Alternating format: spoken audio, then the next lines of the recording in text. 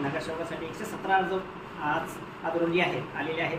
त्यामध्ये आपण पूर्ण उमेदवार उभे करणार आहेत की पक्ष आपल्या मित्रपक्षासोबत आपण राहणार आहे? मित्रपक्षाबरोबर युती नाही, पूर्ण भारतीय जनता पार्टी कमळावरती आम्ही लढणार आहोत.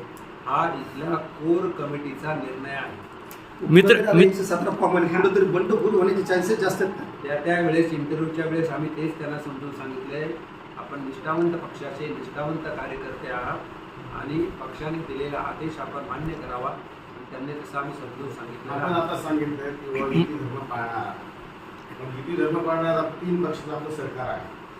त्यापैकी शहरात अशी चर्चा केली जाते किंवा दुसरे जे अन्य पक्ष आहे, राजदादा गट असेल किंवा शिंदे गट असेल, तर त्यांना आपण काही तिकीट त्याचा काही भाग देणार आहात का स्वतंत्र करणार आहात? कुठेतरी असं इथल्या कोर कमिटीचा निर्णय की आम्हाला बरोबर आहे. तुम्ही म्हणले स्वबळावर हे करणार त्यांचं आहे. जे म्हणणं आहे ते प्रदेश अध्यक्षांच्या आम्ही कानावर टाकू आणि युती धर्म पाळणार म्हणजे त्यांना जागा देणार नाही.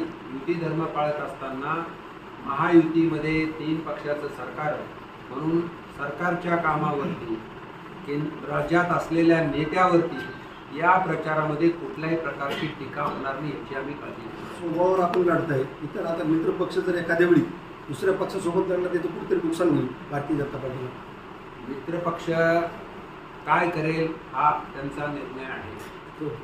मित्र पक्षामुळे भाजपला नुकसान होणार नाही याची काय गॅरंटी? मित्र पक्षामुळे भाजपला नुकसान होईल याची गॅरंटी आहे असं आम्ही म्हणतच नाही, पण आमच्याकडे कार्यकर्त्याचा एवढा ओढा आहे, जर समजा नाही दिलं तर ते पक्ष सोडून देतील ना, काहीतरी होईल ना.